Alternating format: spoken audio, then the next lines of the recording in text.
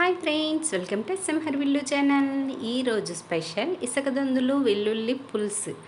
ఇసుక దొందులు వెల్లుల్లా ఇదేం టేస్టా అని అనుకుంటారు. బస్ట్ టేస్ట్ సూపర్ ఉంటుందండి. మీరు ట్రై చేయండి.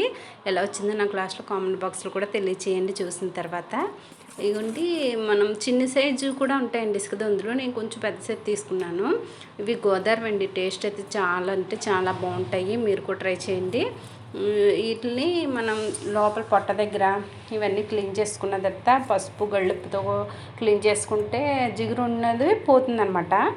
అప్పుడు ఒక 3 టైమ్స్ క్లీన్ చేసుకుని పక్కన పెట్టుకొని దాంట్లో కారము, పసుపు, గళ్ళుప్పు, ధనియా పౌడర్ వేసి కలిపి ఒక పావు గంట సేపు పక్కన ఉంచుకొని ఈలోపు మనకు కావాల్సినవి రెడీ చేసుకుందామండి. నేను 4 ఉల్లిపాయలు అయితే తీసుకున్నాను. పీసెస్ కట్ చేసి గ్రేవ్ మిక్సీ కాకుండా ఈ విధంగా కోసుకొని పక్కన పెట్టుకుంటే బాగుంటాయండి. అదే వెల్లుల్లిపాయలు కూడా తీసుకున్నాను చూడండి. ఇవి 2 పాయలు. వీటిని గుడ్లు ఒలుస్తానమాట. అంటే పైన ఉన్న స్కిన్ తీసేస్తామంటే చిన్న చిన్న గుడ్లులాగా వస్తాయి. చూడండి ఎంత బాగా వచ్చాయో. వీటిని మధ్యలో ఇలా నాటు పెట్టుకుంటే లోపలికి మసాలా అదే దాంట్లోకి పులుపు, కారం, మసాలా అన్నీ వెళ్ళి టేస్ట్ తింటున్నప్పుడు చాలా బాగుంటాయండి. కాజాలు అంటారండి మా ఆయన గారు అయితే. నాకు కాజా పడలేదు, కాజా ఇవి అంటారు. అంటే ఆ టేస్ట్లో చాలా చాలా టేస్ట్ వస్తుందన్నమాట. ఈ విధంగా మధ్యలోకి చిన్న నాటు పెట్టుకున్నామంటే లోపలికి మసాలా అంతా దోరుతుందన్నమాట. టేస్ట్ వస్తుంది. మనం ఉల్లిపాయల్లోనే కొంచెం గళ్ళుప్పు కూడా వేసుకొని మగ్గబెట్టేసుకున్నామంటే కనుక అవి మగ్గుతూ ఉంటాయి. ఈలోపు ఈ పక్కన పెట్టుకొని వీటిని కూడా ఉల్లిపాయల్లో వేస్తానండి. ఇవి కూడా ఇలా మగ్గుతూ ఉండగా కారము, మసాలా పౌడర్, అల్లం వెల్లుల్లి పేస్ట్ అండి. కొంచెమేనండి అల్లం వెల్లుల్లి పేస్ట్ కూడా, ఎక్కువ కాదంటే పేస్ట్ ఎక్కువ వేయడం వల్ల చేప విడిపోతుంది అంటారు కదండి. ఆ విధంగా అంతా కాకుండా కొంచెం అనమాట. ఇవన్నీ మగ్గిన తర్వాత దగ్గరికి అవుతుంది చూడండి. అదే కుర్మా కర్రీలాగా భలే వస్తుంది. స్మెల్ కూడా చాలా బాగుంటుంది. ఇప్పుడు మనం కలిపి పెట్టుకున్న చేపలని కూడా వీటిలో అన్ని వైపులకి నీట్గా సిద్ధం పెట్టుకొని, చేపలో అసలు ముళ్ళు పెద్ద ఎక్కువ ఉండవండి. మధ్య వెన్నుపూస దగ్గర ఉండే ముళ్ళే ఉంటుంది. కాబట్టి చిన్నపిల్లలు కూడా చాలా బాగా తింటారు.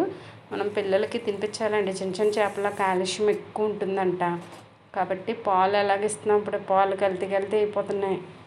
ఇవి ఇలాంటివి అంటే చెరువుల్లో వాటికంటే గోదావరి సైడ్ తీసుకోవడం బెటరు. ఈ విధంగా మనం గరిటె పెట్టి అటు ఇటు తిప్పే కన్నా చిల్లులు గరిటెతో అయితే ఒకవేళ బాగా కదపడానికి ఉంటుంది. వేసుకునేటప్పుడు కొంచెం వెడల్పు గరిటెతో వేసుకుంటే బాగుంటుంది అనమాట. కొంచెం నిమ్మ సైజు అంత చింతపండుని తీసుకొని నానబెట్టి ఉంచాను. ఒక 2 టైమ్స్ కడిగేసి వాటర్ ఉంపేసి. ఇదిగోండి, కొత్తిమీర అయితే ఒక గుప్పడు తీసి నీట్గా కట్ చేసి పెట్టుకున్నాను చూడండి. ఇంకా చింతపండు రసం వేయలేదు. ఇలా బాగా మగ్గిన తర్వాత ఈ చిల్లుల గరిటెతోనే ఇలా చూసుకుంటున్నాను. ఇప్పుడు దీంట్లో ఇందాక నేను చింతపండుని బాగా పిసుకుంచానండి. ఒక గిన్నెలోకి బౌల్లోకి రసం అయితే తీసుకున్నాను. కానీ చేతిలోంచి ఇంకా కొంచెం చింతపండువి రెమ్మలు అయితే పడిపోయి, ఈ విధంగా మనం నెట్ అలా పెట్టుకున్నామంటే అవి కూడా పడవన్నమాట. తింటున్నప్పుడు కొంచెం అనీజీగా ఉంటుంది. అలా కాకుండా ఇలా అయితే టేస్ట్ వస్తుంది, బాగుంటుంది. ఏమి పంటికి తగలకన్నా.